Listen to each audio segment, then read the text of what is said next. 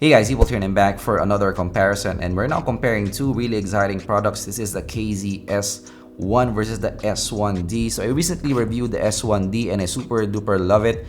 For me, this is the best under $20 in terms of overall functionality. It's great, and also in terms of sound, I do like it over the Halo GT1 and also the Redmi AirDots. So this is currently my favorite under $20. But of course, this is a full dynamic driver configuration. KZ also makes a hybrid configuration with that BA on top. And of course, usually hybrid drivers here in this channel is really popular with that KZ ZSN Pro. Hybrids are popular in the audiophile budgetfi community. So how will this fare between each other? We're gonna find out in this video. But of course, let's get the thing out of the way. So in terms of the overall functionality, these are both the same. So connection-wise, there's no issue with the KZ-S1. Also, the fit on the ear is similar compared to the KZ-S1D, so they're both the same. The look is both the same as well, so just different colors. You still have that IEM kind of look with the KZ-S1. You still have the same casing and also the cool colors as well with the USB-C. So definitely, yes, the same in the overall functionality. So if you want more details between the functionality of these two, move over to my KZ-S1D review. I described them all there. But of course, yes, it's a pretty solid kit in the connection part and the mic part also. For $20, definitely worth the price that you're paying for. Start moving to the sound, which is the topic of this discussion. So overall, actually, when I'm doing this review, it's kind of hard for me to choose which one between these two because they both have their strengths and weaknesses. But let's describe the KZ-S1 Sound first, and we're gonna compare them later with the S1D. So this one is still a V-shaped kind of sound, actually super duper shimmery. With the S1 because of that BA on top. Also has more detail actually compared to the S1D. More recessed mids though in the S1. So this more lively sounding because of that BA on top. It's more airy sounding on top. And also this brighter compared to the S1D because of that, again, BA on top. So the highs are super extended, actually near sibilance. For treble sensitive people, you might find this too much for you.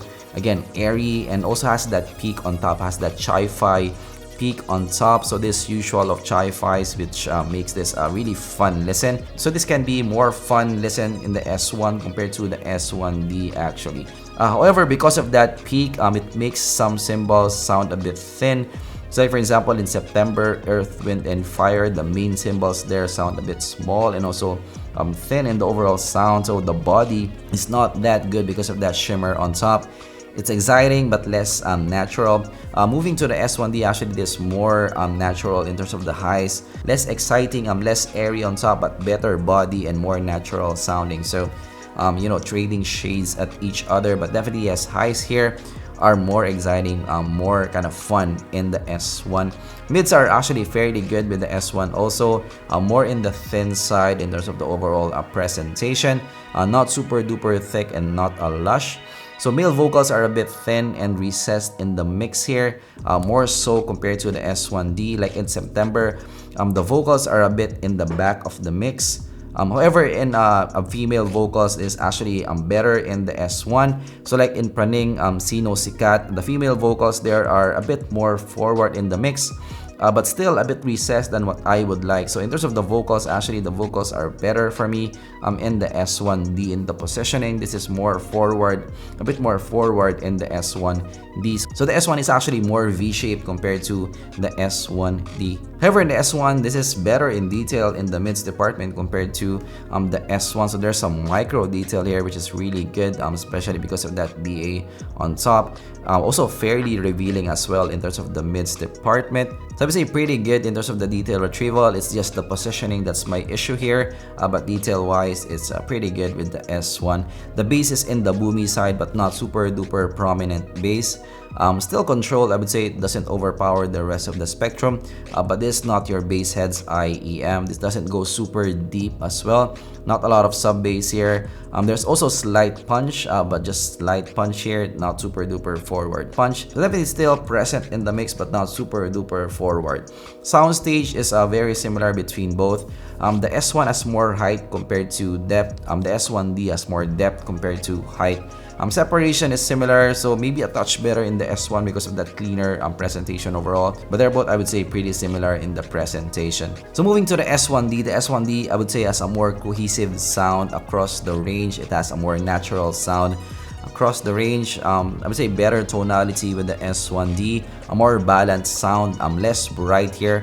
Also warmish in presentation, more warm compared to what you get with the S1.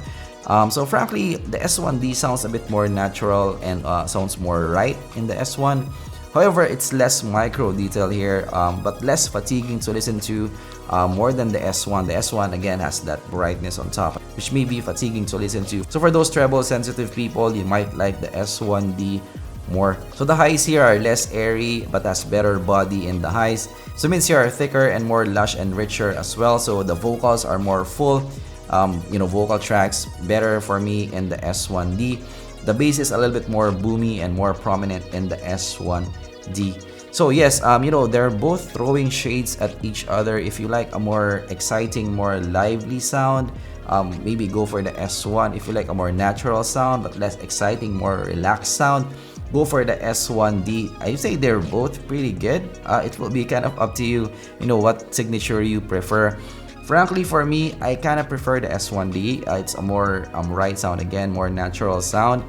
But I don't know. I think like for some of my friends who's not into audio, I think this will be more exciting of a listen for them, especially for those into the KZSN Pro.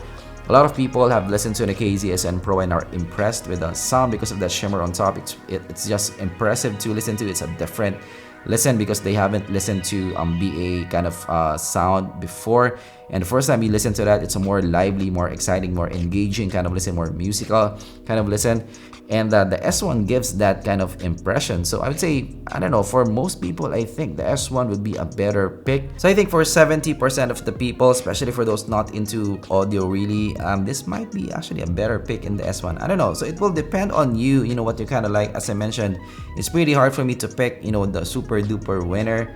I would say they're very close. It will be kind of up to you what you kind of prefer.